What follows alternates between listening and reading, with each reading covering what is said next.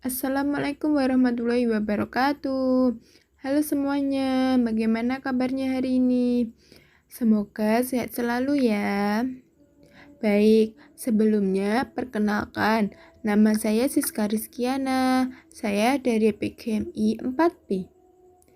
Dalam kesempatan kali ini, saya akan membahas terkait tentang prinsip-prinsip pembelajaran Bahasa Indonesia SD atau MI. Nah, adapun pembahasan sebagai berikut. Simak terus ya. Seperti yang telah kita ketahui bahwasanya bahasa Indonesia merupakan bahasa nasional dan bahasa resmi di Indonesia. Bahasa nasional yaitu bahasa yang menjadi standar di negara Indonesia. Bahasa Indonesia juga digunakan secara non-resmi, santai, dan juga bebas.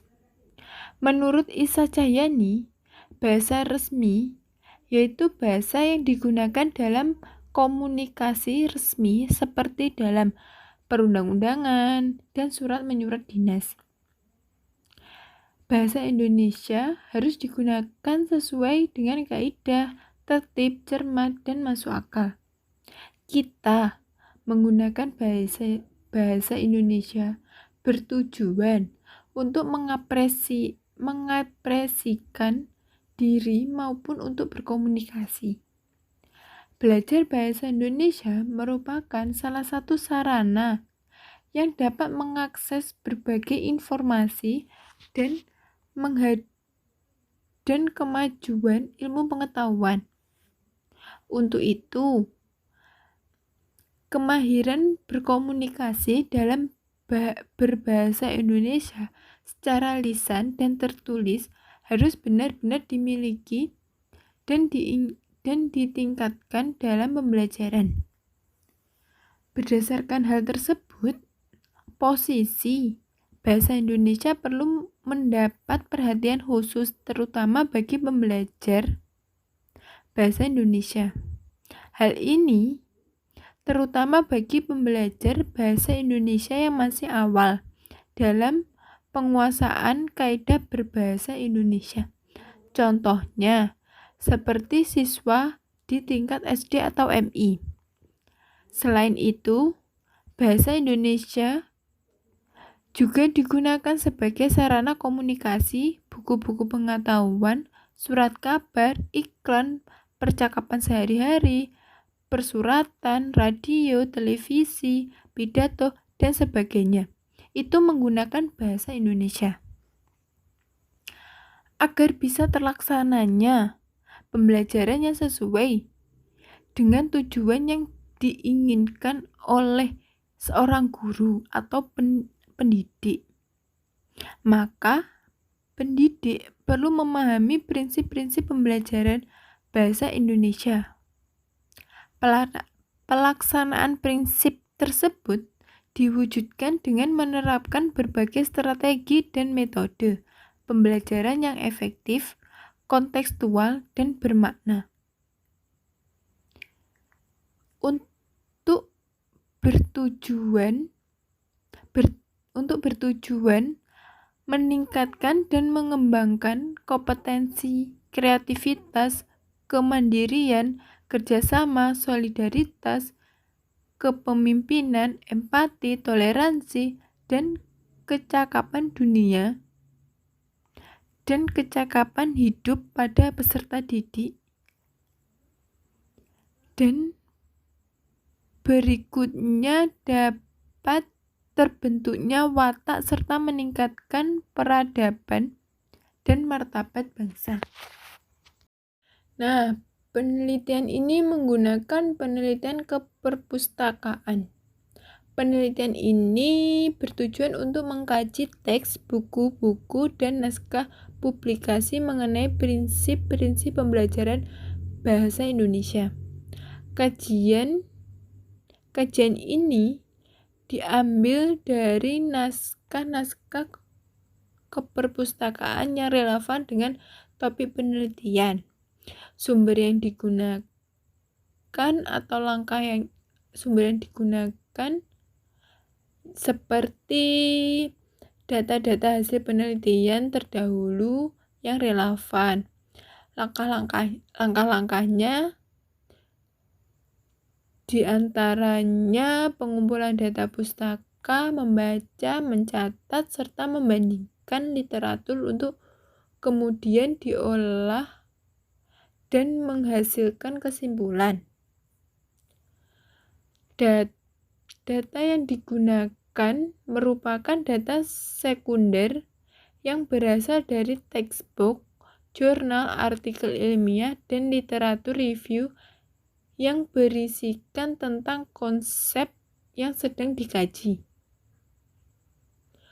Penelitian ini merupakan penelitian analisis kebutuhan yang nantinya akan digunakan sebagai dasar faktor personalitas dalam pembelajaran bahasa. Yang pertama, pembahasan prinsip belajar dan pembelajaran secara umum. Menurut Kamus Besar Bahasa Indonesia, prinsip adalah asas atau kebenaran yang menjadi dasar berpikir, bertindak, dan sebagainya. Sedangkan belajar, yaitu aktivitas adanya usaha sadar dan terencana dalam suatu proses untuk memperoleh pengetahuan, meningkatkan keterampilan, memperbaiki perilaku, sikap, dan memperkokoh kepribadian. Konteksnya, belajar membuat dari yang tidak tahu menjadi tahu. Adanya kontak manusia dengan alam yang menghasilkan pengalaman. Dari berbagai prinsip belajar, baik menurut konsep behaviorisme, kognitivisme, maupun konstruktivisme. Sedangkan menurut Sumadinata mengatakan prinsip belajar secara umum. Yang pertama, belajar merupakan bagian dari perkembangan. Belajar dan perkembangan merupakan dua hal yang berbeda, tetapi erat berhubungan. Yang kedua, belajar berlangsung seumur hidup, sesuai dengan prinsip pembelajaran sepanjang hayat. Yang ketiga, keberhasilan belajar dipengaruhi oleh faktor-faktor bawaan lingkungan, kematangan, serta usaha dari individu secara aktif. Yang keempat, belajar mencakup semua aspek kehidupan. Yang kelima, kegiatan belajar berlangsung di sembarangan tempat dan waktu. Yang keenam, kegiatan dapat berlangsung dalam situasi formal, informal, maupun non-formal. Yang ketujuh, belajar yang direncanakan dengan disengaja menuntut motivasi yang tinggi. Yang kedelapan, perbuatan belajarnya juga harus bervariasi. Yang kesembilan, dalam belajar juga ada terjadinya hambatan. Yang 10, dalam belajar juga memerlukan bantuan dalam bimbingan orang lain, khususnya siswa SD atau MI, terlebih lagi di kelas rendah. Bimbingan tersebut bisa didapat dari guru, orang tua, teman sebaya yang kompetensi, dan ahli-ahli lainnya. Menurut Mardia Hayati, pembelajaran merupakan aktivitas dengan sengaja untuk memodifikasi berbagai kondisi yang diarahkan untuk tercapainya tujuan. belajar, mengajar, dan pembelajaran terjadi bersamaan. Belajar dapat terjadi tanpa adanya guru, sedangkan mengajar meliputi segala hal yang dilakukan oleh guru. Sebagai pendidik atau guru harus memiliki kemampuan untuk menciptakan situasi yang merangsang siswa untuk belajar. Ada beberapa ahli yang menjelaskan tentang prinsip pembelajaran. Bahasa adalah aspek yang begitu penting dalam kehidupan masyarakat. Menurut Kevin, pengertian berbahasa yang menyatakan adanya dua pengertian berbahasa. Yang pertama menyatakan bahwa bahasa sebagai alat komunikasi antara anggota masyarakat berupa simbol bunyi yang dihasilkan oleh alat ucap manusia. Yang kedua, bahasa adalah sistem komunikasi yang menggunakan simbol vokal atau bunyi ujuran yang bersifat arbiter. Teringan memberikan kedua definisi bahasa. Yang pertama, bahasa adalah suatu sistem yang sistematis, barangkali juga untuk sistem generatif. Yang kedua, bahasa adalah seperangkat lambang-lambang manasuka atau simbol-simbol arbiter. Itu menurut Suyanto. Berdasarkan beberapa pengertian para ahli, penulis bisa mengambil kesimpulan bahwa bahasa adalah rangkaian sistem bunyi atau simbol yang dihasilkan oleh alat ucap manusia yang memiliki makna dan secara konvensional digunakan oleh sekelompok manusia atau penurut untuk berkomunikasi kepada orang lain. Pembelajaran bahasa Indonesia merupakan kegiatan yang bertujuan untuk mengembangkan 4 keterampilan berbahasa bagi pelajar. Pembelajaran bahasa Indonesia juga merupakan kegiatan yang bermakna. Oleh karena itu, dalam kegiatan belajar seharusnya berarti dan berguna bagi pembelajar di kehidupannya sehari-hari. Kegiatan mengajar yang dilakukan oleh pengajar tidak bisa terlepas dari kegiatan belajar mengajar. Kegiatan mengajar adalah tindakan permulaan yang memicu sehingga terjadinya kegiatan dan peristiwa belajar. Kegiatan belajar mengajar tidak dapat dipisahkan. Kedua kegiatan tersebut merupakan kegiatan yang direncanakan secara terpadu. Komponen di dalamnya dipilih dan ditetapkan dengan memperhatikan indikator yang akan dicapai, karakteristik bahan ajar, kemampuan awal pembelajaran, dan pertimbangan lainnya.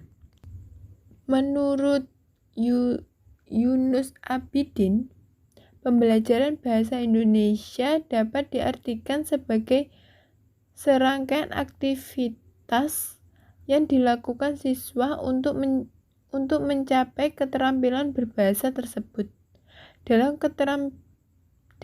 pembelajaran membaca pemahaman, misalnya siswa diharapkan mampu memahami isi bacaan, Siswa seharusnya melakukan serangkaian aktivitas yang dapat menunjang tercapainya tujuan pembelajaran.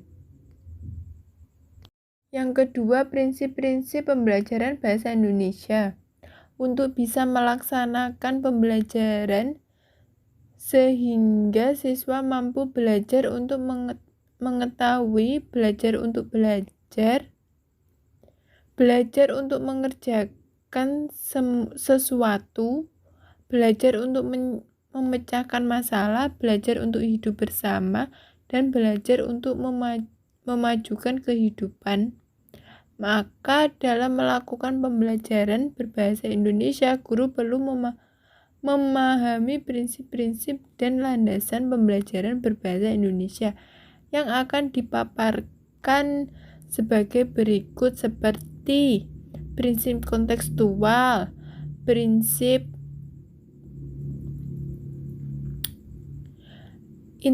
integratif, prinsip fungsional, dan juga prinsip apresiatif. Prinsip kontekstual menurut Nur Hadi, pembelajaran kontekstual yaitu konsep belajar pada saat guru menghadirkan dunia nyata ke dalam kelas dan mendorong peserta didik membuat hubungan antara pengetahuan yang dimiliki dengan penerapan dalam kehidupan sehari-hari. Sedangkan menurut Purnomo menjelaskan bahwasanya kontekstual adalah pembelajaran yang dilakukan secara konteks, baik dalam konteks linguistik maupun dalam konteks non-linguistik. Menurut Depdiknas, kontekstual adalah pembelajaran yang mengaitkan materi yang diajarkan dengan dunia nyata peserta didik dan mendorong peserta didik membuat hubungan antara pengetahuan yang dimilikinya dengan pengetahuan dalam kehidupan sehari-hari. CTL atau Contextual Teaching and Learning merupakan proses pembelajaran yang holistik dan bertujuan membantu siswa untuk memahami makna materi ajar dengan mengaitkannya konteks kehidupan mereka sehari-hari, seperti konteks pribadi, sosial, dan kultural, sehingga siswa memiliki pengetahuan maupun keterampilan yang dinamis dan fleksibel untuk mengkonstruksi sendiri secara aktif pemahamannya. Yang kedua, prinsip integratif, yaitu bahasa adalah suatu sistem. Maksan juga mengatakan bahasa adalah suatu sistem. Hal tersebut berarti suatu keseluruhan kegiatan yang satu dengan yang lain saling berkaitan untuk mencapai tujuan berbahasa, yaitu berkomunikasi. Subsistem bahasa adalah fonologi, morfologi, sintaksis, dan semantik. Keempat sistem ini tidak dapat berdiri sendiri. Dapat diartikan bahwasanya pada saat kita menggunakan bahasa, tidak hanya menggunakan salah satu unsur tersebut. Seperti contoh pada saat pembelajaran berbicara, kita menggunakan kata disusun menjadi kalimat yang kita ucapkan menggunakan intonasi yang tepat. berkaitan dengan ini secara tidak sadar, kita telah melakukan unsur fonologi atau lafal intonasi, morfologi atau kata, sintaksis atau kalimat, dan sistematis atau makna kalimat. Pembelajaran bahasa Indonesia hendaknya tidak disajikan secara terpisah-pisah. Pembelajaran bahasa Indonesia hendaknya disajikan secara terpadu atau terintegratif, baik antara unsur fonologi, morfologi, sintaksis, dan semantik ataupun pemaduan antara keterampilan berbahasa Indonesia. Yang ketiga, prinsip fungsional. Tujuan pembelajaran bahasa Indonesia sastra Indonesia sesuai dengan kurikulum 2004 yaitu agar peserta didik dapat menggunakan bahasa Indonesia dalam berkomunikasi dengan baik dan benar.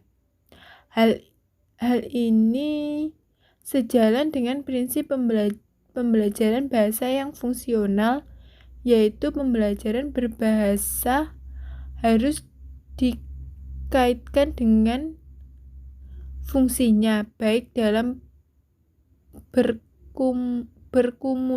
berkomunikasi maupun dalam memenuhi keterampilan untuk hidup. Prinsip fungsional dalam pembelajaran bahasa pada hakikatnya sejalan dengan konsep pembelajaran pendekatan komunikatif. Konsep pendekatan komunikatif mengisyaratkan bahwa guru bukanlah penguasa dalam kelas. Guru bukanlah satu-satunya pemberi informasi dan sumber-sumber belajar. Sebaliknya, guru sebagai penerima informasi. Jadi, pembelajaran harus berdasarkan multisumber. Yang keempat, prinsip apresiatif. Dalam Kamus Besar Bahasa Indonesia atau Depdikbud, kata apresiasi yang berarti penghargaan. Dalam pembelajaran bahasa Indonesia, istilah apresiatif dimaknai menyenangkan. Jadi, prinsip pembelajaran yang apresiatif merupakan pembelajaran yang menyenangkan. Jika dilihat dari artinya saja sudah pembelajaran yang menyenangkan. Tidak hanya berlaku untuk pembelajaran sastra, tetapi juga untuk pembelajaran aspek yang lain seperti keterampilan berbahasa, berbicara, membaca, menyimak, dan menulis. Dalam hal ini, pembelajaran sastra dapat dipadukan dalam pembelajaran keempat keterampilan tersebut. Yang keempat, prinsip pembelajaran bahasa Indonesia berdasarkan pendekatan komunikatif. Jika dilihat dari pendekatan komunikatif, menurut Ibrahim menjelaskan bahwa prinsip pembelajaran bahasa Indonesia yaitu yang pertama, menggunakan bahasa yang bersifat komunikatif, pengetahuan tentang sistem bahasa dan kaidah-kaidah kebahasaan diterapkan peserta didik secara aplikatif dan dari bahasa target yang dipahami. Yang kedua, dalam berkomunikasi. Yang ketiga, pembelajaran bahasa Indonesia dilaksanakan berdasarkan dan disesuaikan dengan kebutuhan dan minat pembelajar. Yang keempat, menerapkan latihan kaidah-kaidah bahasa yang disajikan secara kontekstual melalui teks atau wawancara. Yang kelima, guru sebagai pengajar dan pendidik sebaiknya menggunakan metode atau cara yang memungkinkan peserta didik aktif dalam berbagai tingkat komunikasi dalam kegiatan pembelajaran.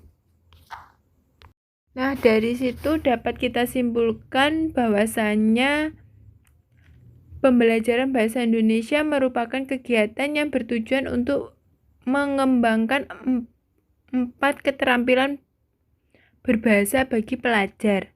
Pembelajaran berbahasa Indonesia juga merupakan kegiatan yang bermakna. Oleh karena itu, dalam kegiatan belajar seharusnya berarti dan berguna bagi pembelajar di kehidupan sehari-hari. Tujuan adanya prinsip dalam pembelajaran bahasa Indonesia yaitu 4 prinsip dalam pembelajaran. Yang pertama, prinsip kontekstual, yaitu konsep belajar pada prinsip ini menghadirkan dunia nyata ke dalam kelas dan mendorong peserta didik mampu berhubungan antara pengetahuan yang dimiliki dengan kehidupan nyata. Yang kedua, prinsip integratif, yaitu pembelajaran bahasa disajikan tidak berpisah-pisah. Yang ketiga, prinsip fungsional yang mengisyaratkan bahwa guru bukanlah penguasa dalam kelas, bukanlah satu-satunya pemberi informasi dan sumber belajar. Yang keempat, prinsip apresiatif, yaitu yang memberikan dasar bahwa pelaksanaan pembelajaran dengan menyenangkan. Baiklah, demikian yang dapat saya sampaikan. Kurang lebihnya saya mohon maaf apabila ada salah dalam menjelaskan, dalam tingkah serta dalam tutur kata. Semoga bermanfaat apa yang telah saya sampaikan di dalam video ini. Sekian, terima kasih. Wassalamualaikum warahmatullahi wabarakatuh.